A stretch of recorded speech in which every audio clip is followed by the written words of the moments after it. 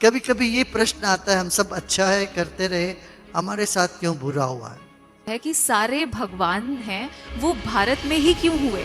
जैनों ने कृष्ण को नरक में डाला, मगर कृष्ण जैसे योगी ज्ञानी परमात्मा भगवान और कोई दिख ही नहीं सकते। हमारी आत्मा ही राम है, मन सीता है, अहंकार रावण है, और श्वास हनुमान जी है, होश लक्ष्मण जी है। इस तरह से देखेंगे रामायण घटित हो रहा है हमेशा। पुराण को आप समझने के लिए एक सूक्ष्म दृष्टि चाहिए। जब धर्मराज ने अपनी पत्नी को जुए में दांव पे लगाया, उसके बाद भी उनको धर्मराज बोला जाता रहा, जबकि ये तो धर्म नहीं था पत्नी को दांव पे लगाना। जो व्यक्ति आसुरी प्रवृत्ति में जाता है, उस प्रवृत्ति को खत्म करने के लिए समझ चाहिए। मेरे बहुत सारे फॉलोअर्स हैं जो कि मेरे से बहुत सारे प्रश्न पूछते रहते हैं समय समय पर। तो उनका एक कॉमन प्रश्न होता है कि सारे भगवान हैं वो भारत में ही क्यों हुए। हर जगह का कुछ ना कुछ विशेषता होती है जी। आप पूछोगे सारे एप्पल ट्री शिमला में ये क्यों होते हैं, हिमाचल में ये क्यों है?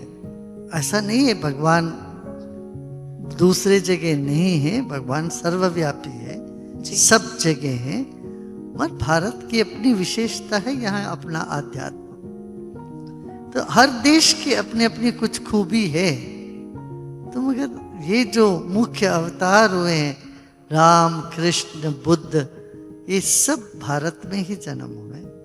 जी गुरुदेव, एक प्रश्न मेरे दिमाग में हमेशा आता रहता है, क्योंकि मैंने रामचरितमानस रामायण की ऐतिहासिकता पे बहुत काम करा है। जब धर्मराज ने अपनी पत्नी को जुए में दांव पे लगाया, उसके बाद भी उनको धर्मराज बोला जाता रहा, जबकि ये तो धर्म नहीं था पत्नी को दांव पे लगाना। हाँ हाँ, नाम तो पीताम्बर दास होते हैं या लक्ष्मीपति होते हैं, और तो भिक्षा भी मांगते हैं।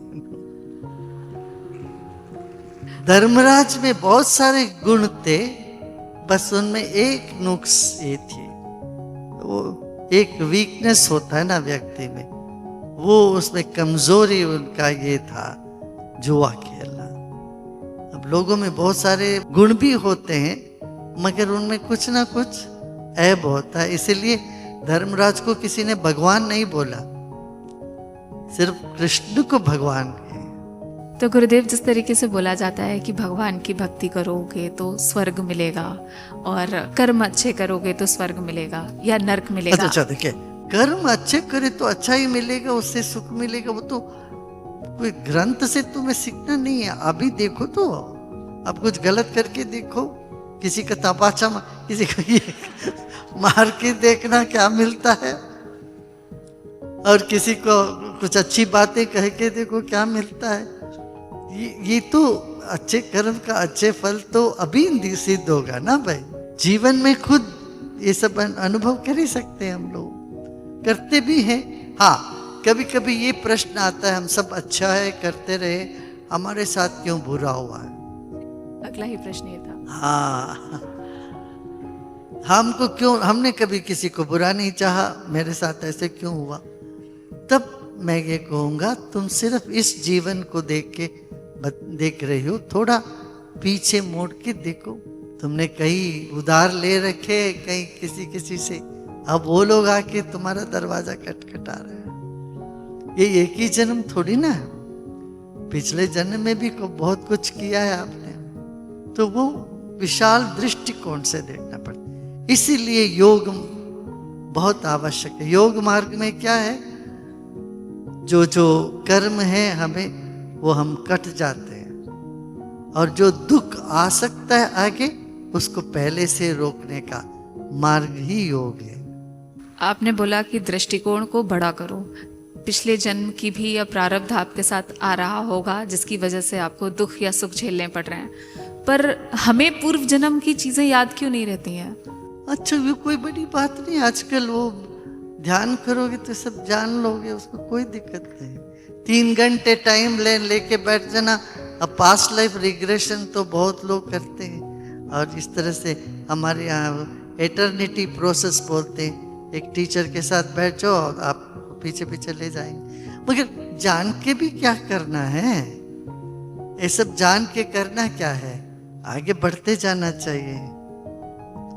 अपना समाधान के लिए, अपना तसल्ली के लिए जानना हो तो जान ले। हम नहीं जानते हैं इसलिए नहीं है, ये नहीं है। हम नहीं जानते मगर था ही सही। जी। एक प्रश्न पुराने वाले प्रश्न से जुड़ा हुआ है कि कर्म अच्छे या बुरे। तो कर्ण और दुर्योधन को, जैसा कि मैंने महाभारत में पढ़ा है कि स्वर्ग मिला था, उनके कर्म तो अच्छे रहे नहीं, फिर स्वर्ग कैसे मिला उनको? हाँ, यही प्रश्न मुझे तमिलनाडु के चीफ मिनिस्टर थी ना जयललिता, उसने पूछी।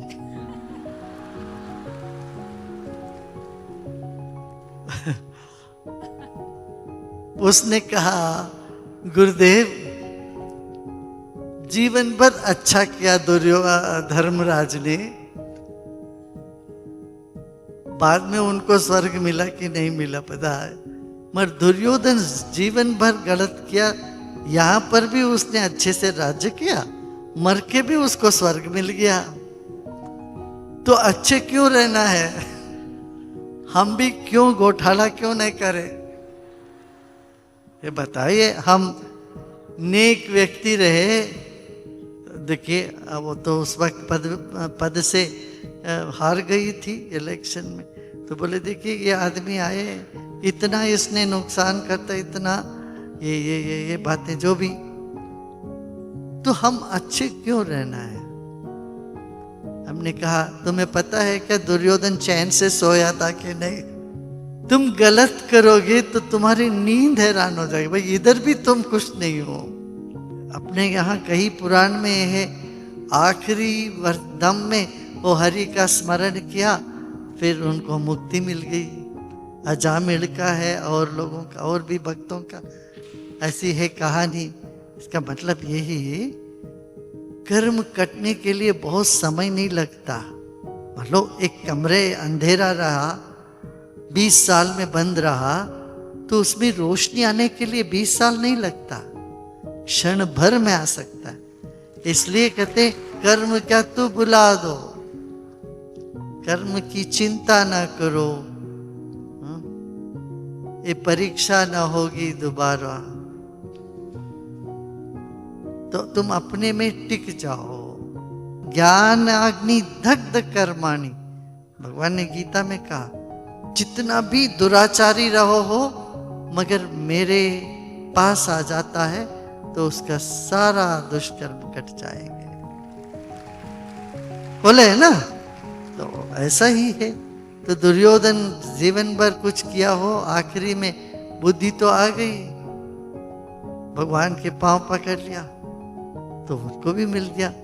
आप इसको इस तरह से समझो ना, आप एक डायरेक्टर हो, एक डायरेक्टर के दृष्टिकोण से विलन भी हीरो भी बराबर होते हैं, दोनों को पैसे मिलते हैं। कई बार विलन को ज्यादा पैसे मिलते हैं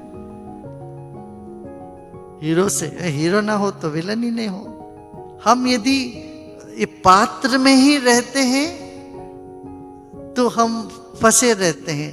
इससे ऊपर उठ के निर्देशक के स्तर से सोचते हैं, सत्य अनावरण होता है, वो बात ही कुछ अलग होती। यही हमारे सारे मंदिरों में, पुराणों में यही दर्शाता है। किसी भी मंदिर में जाओ, पहले दीवार में सब राक्षसों का, यक्षों का, इन सब का चित्र रहता है, और अंदर जाए तो गर्भस्थान में भगवान का मूर्ति रखते हैं। इसका मतलब यही है, जीवन में सब कुछ होता है, ये सब रिलेटिव है, और इन सब को लेके आगे बढ़ना चाहिए और इन सब के पार जाना चाहिए। तो जब मैं ये देखती हूँ कि इनके महानायक रामायण के भी और महाभारत के भी, राम जी और कृष्ण जी, इनका जब देहावसान का समय आया, मृत्यु का समय आया, तो दोनों का नेचुरल डेथ नहीं थी, दोनों की एब्रप्ट एंडिंग हुई है। उन्होंने एक नेचुरल तरीके से देहावसान नहीं किया। तो ऐसा क्यों? इसके पीछे कौन सा सूक्ष्म रहस्य या ऐसी कौन सी चीज रही होगी? आप 10 अवतारों को लोगे या और सब चीजों को लोगे तो इसमें कई सारे प्रश्न उठते हैं। परशुराम अवतार ही ले लो, परशुराम अवतार को ले वो तो अरे परशुराम को कौन बोलता है अवतार? ये कहेंगे कि अरे उससे बेहतर है हम अच्छे आदमी हैं। इसका मतलब ये है कि ईश्वर सब जगह है, सब में है। और मर्यादा पुरुषोत्तम श्री राम का नाम ही मर्यादा पुरुषोत्तम है कि वो एक जीवन का एक आदर्श दिखाए। सुखी साम्राज्य का क्या हो सकता है? वैसे ढूंढने जाओगे आप, श्री राम में भी बहुत सारी गलतियां निकाल सकते हैं। धोबी ने तो बता ही दिया था। उसके बाद एक धोबी की बात सुन के अपने पत्नी को भेज दिया। इस तरह से कई वहां पर कमियां दिखेगी आपको। ऐसे कृष्ण के जीवन में देखोगे तो बिल्कुल उल्टा, जो जो श्री राम ने किया उसका एकदम विपरीत किया श्री कृष्ण ने जी। तो इसलिए कृष्ण को कहते 16 कला के, श्री राम को कहते 12 कला के। इसमें जो गहराई है इसका सिद्धांत को पकड़ना चाहिए हमें। और सिद्धांत मूलतः और कैसे हमारे जीवन के साथ संबंध रखता है। अभी एक अध्यात्म रामायण है, उसमें कहते कि रामायण का अध्यात्म क्या चीज है। माने रामायण कभी हुआ एक देशीय एक कालिक नहीं है, ये सार्वभौमिक सार्वकालिक है हमारे। माने अभी भी चल रहा है। हमारी आत्मा ही राम है, मन सीता है, अहंकार रावण है, और श्वास हनुमान जी है, होश लक्ष्मण जी है। इस तरह से देखेंगे रामायण घटित हो रहा है हमेशा। ऐसे भगवत गीता ऐसा नहीं समझते कभी घटित हो गया। भगवत गीता तो रोज रोज हो रहा है।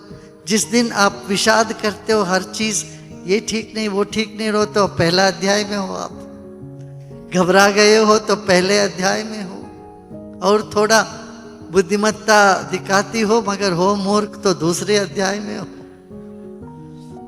इस तरह से कदम कदम देखोगे तो जीवन के 18 जो पड़ाव है वो 18 अध्याय होता है।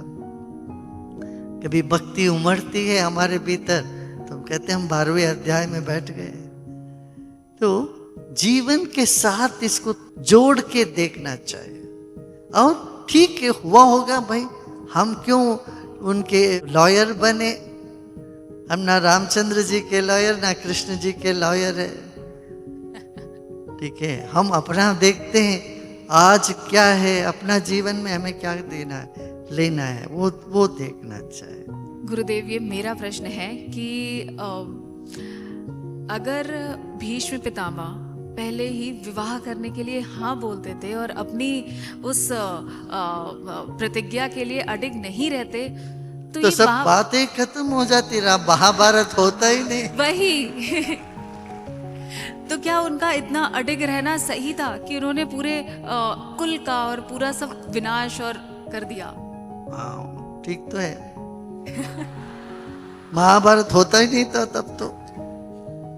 महाभारत होने के लिए ये सब होना था ना, इसीलिए महाभारत कहते हैं, जहां पर हर तरह की झगड़ा है, झंझट, मनस्ताप, ये सब होता है। Do you think Draupadi was responsible for Mahabharat?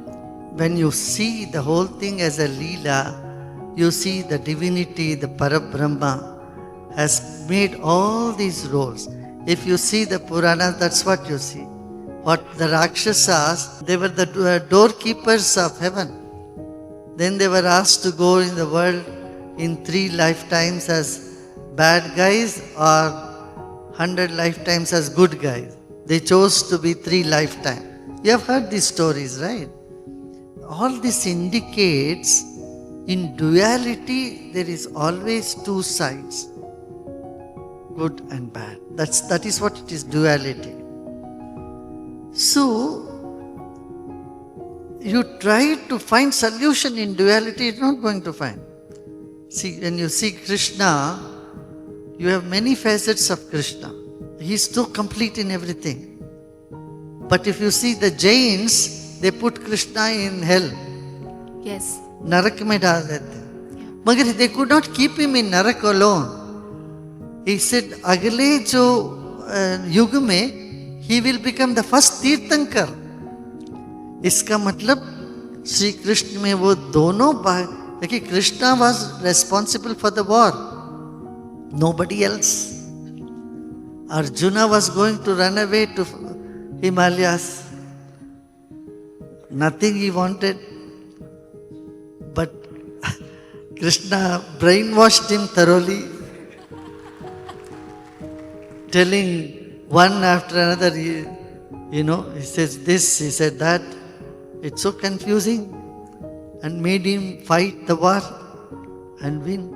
So भगवान कृष्ण नहीं होते तो फिर युद्ध ही नहीं होता है क्या? इसलिए जैनों ने कृष्ण को नरक में डाला, मगर कृष्ण जैसे योगी ज्ञानी परमात्मा भगवान और कोई देख ही नहीं सकते, तो उन्होंने उनको पहला तीर्थंकर भी कर दिया। सो हमें क्या करना है, ये सब जो है आपको इंडिकेट करता है क्या, इन सब से ऊपर एक सत्य है, वहां की ओर चलो, डायरेक्टर के ओर देखो। डायरेक्टर जैसे इशारा करते हैं ऐसे सब नाचते हैं, है ना। अगला प्रश्न मेरा उस समय से है जब सती माता अपने पिता के घर पे जा रही थी, पर शिव जी को उन्होंने नहीं बुलाया था पिता ने।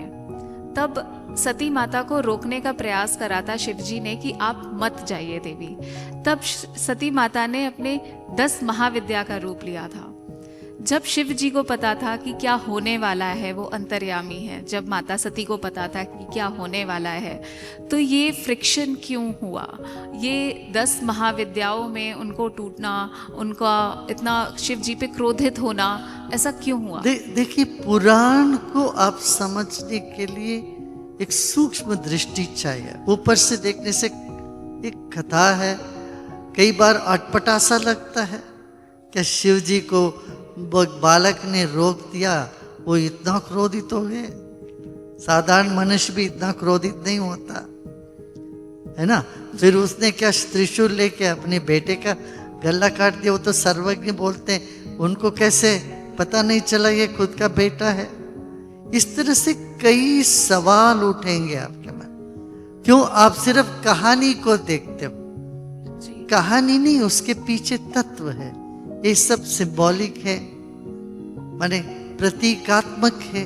वहां गहराई में देखेंगे तो आप अचंबा हो उठोगे, इसका क्या कितना अद्भुत रहस्य है इसमें। ऐसे इसलिए पुराणों को कभी भी हम फेस वैल्यू पर नहीं लेना चाहिए।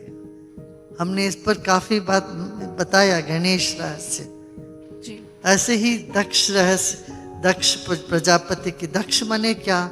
स्किल। जब शिव तो भोले भाव है, दक्ष बड़े चतुर है, और चतुराई और भोलेपन के सामने नहीं चलता। भोलेपन में बल होता है, कभी चतुराई हार जाती है। इस तरह से इसकी गहराई में सोचना चाहिए कि हम जो सब यहाँ पर इतने सारे लोग सत्संग के लिए इकट्ठा हुए हैं, रोज हम सत्संग करते हैं, इसकी क्या महत्ता है, क्या इम्पोर्टेंस है सत्संग की? जिसने इसका आनंद लिया उनको पता है कितना मजा है इसका। अपना एंटरटेनमेंट में जाते हैं, उससे क्या मिलता है? अभी क्रिकेट हो रहा, IPL वॉच करते हैं तो उसमें कुछ मिलता है। आप इन सब खुशी को इकट्ठे करके एक तरफ रखो और सत्संग का आनंद एक तरफ रखो, तो लगता है कि वाह यही है बात, कुछ और है। नहीं तो क्यों लोग सत्संग के लिए पागल होएंगे, है ना। पर इससे कोई किस तरह से पाप कटते हैं, या फिर ये केवल एक आनंद देने के लिए ही एक हम सब इकट्ठा होते हैं सत्संग में? हाँ, आनंद लेने के लिए है। आनंद तभी मिलता है जब हमारे भीतर स्वच्छता, शुभ्रता आने लगती है। जी। तनाव से मुक्त होते हैं। आज के समय पे बहुत मुश्किल होता है एक सत्य संत को पाना, तो how we can identify a true saint? कोई तरकीब नहीं है, वो अपना दिल से पूछना चाहिए। क्यों? अपने दिल बताता है। देखिए, बुद्धि से नाप नहीं सकते सब, बट हृदय से देख सकते, उसी से पता चला। गुरुदेव, नाम जप की बहुत महत्ता बताई जाती है, तो अगर कोई और भी कोई तरीके की भक्ति नहीं कर पा रहा है अपनी डे टू डे लाइफ में, तो क्या केवल नाम जाप से उसका उद्धार हो जाएगा? नाम जाप तो सब जगह है, सब में है। नाम जाप क्या करता है? अपने भीतर वो मंत्र या नाम लेते हैं, वो तरंग है, उस तरंग से ऊर्जा बढ़ती है। और हमारा मन तो ऊर्जा है, हमारा मन, हमारा शरीर, सब कुछ ऊर्जा ही है, और नाम तो ऊर्जा का स्रोत है। गुरुदेव, थोड़ा इतिहास से आगे बढ़ूंगी। बहुत सारे मेरे फॉलोअर्स से कुछ क्वेश्चंस रहते हैं, जैसे कि हमेशा ऐसा बोला जाता है कि मैंने फील भी किया है कि अगर मैं अपना कोई भी काम करने से पहले 10 लोगों को बता देती हूँ या उसको बहुत सारे लोगों के सामने ओपन में पब्लिक कर देती हूँ अपने इंटेंशंस को कि मैं ये करने जा रही हूँ या मेरे साथ ये अच्छा होने वाला है, वो काम नहीं होता है। तो क्या कोई अच्छा काम करने से पहले या अपना कुछ बड़े गोल को, एम को पाने से पहले लोगों को नहीं बताना चाहिए? यदि वैसा आपका अनुभव हो तो उसको मानना चाहिए। आप एक बार नहीं, 2 बार नहीं, 3 बार ऐसा आपके साथ होता है, तो क्यों बोलोगे हर चीज सबको? किसी और को ऐसा अनुभव नहीं है, किसी और को दूसरा होगा। तो हम जैसे संकल्प डालते हैं हमारे मन में, वैसे होने लगता है। आखिरी क्वेश्चन ये पूछूंगी कि जो भारत की अभी नो टॉलरेंस पॉलिसी है आफ्टर सिंदूर ऑपरेशन, उसके बारे में आपका क्या कहना है? देखिए, आतंकवाद मनुष्य जाति के लिए अपवाद है, इसलिए इसको जड़ से उखाड़ना आवश्यक है। व्यक्ति के विकास के बगैर संभव नहीं है। आप दुर्गा सप्तशती में आप देखते हैं, रक्त बीजासुर, वो उसकी रक्त, उस असुर का रक्त जहां भी एक बूंद गिरा तो वहां और 100 पैदा हो गए।